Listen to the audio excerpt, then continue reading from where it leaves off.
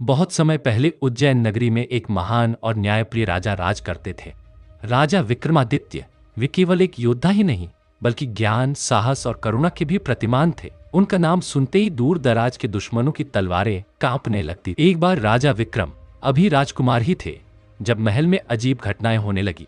रात में महल की दीवारों से किसी के कराहने की आवाजें आती, तिजोरियों से गहने अपने आप गायब हो जाते और सबसे अनोखा, हर रात एक दिया अपने आप बुझ जाता। राजा उनके पिता ने कई तांत्रिकों और मंत्रियों को बुलाया पर कोई समाधान न निकला। तभी राजकुमार विक्रम बोले, पिताश्री, मुझे एक रात ये रहस्य खुद पता लगाने दी। पिता सहमत हुए। उस रात विक्रम तलवार लेकर अकेले महल में घूमते रहे। जैसे ही आधी रात हुई उन्होंने देखा एक परछाई दीवार से निकलकर राजतिलक कक्ष की ओर बढ़ रही थी। विक्रम ने बिना डरे उसका पीछा किया। वो परछाई किसी और की नहीं, एक पुराने सेवक की आत्मा थी जिसे उनजुस तरीके से राज्य से निकाला गया था।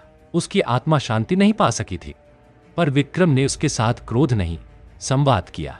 तुम्हारे साथ अन्याय हुआ, मैं वचन देता हूँ जब मैं राजा बनूंगा तुम्हारे परिवार को न्याय दूं। इतना सुनते ही आत्मा मुस्कुराई और बोली, राजा विक्रम, तुम्हारा रास्ता कठिन होगा लेकिन तुम्हारी नियति ही सिंहासन 32 तक पहुंचना है। वह आत्मा अंतर्ध्यान हो गई लेकिन जाते जाते छोड़ गई एक चमकता हुआ सिंहासन जो जमीन से उभरने लगा। यह वही सिंहासन था, सिंहासन 32। इसमें बैठने से पहले परम दो पुतलियों की कहानियां सुननी होती थी जो राजा की न्यायप्रियता की परीक्षा लेती थी।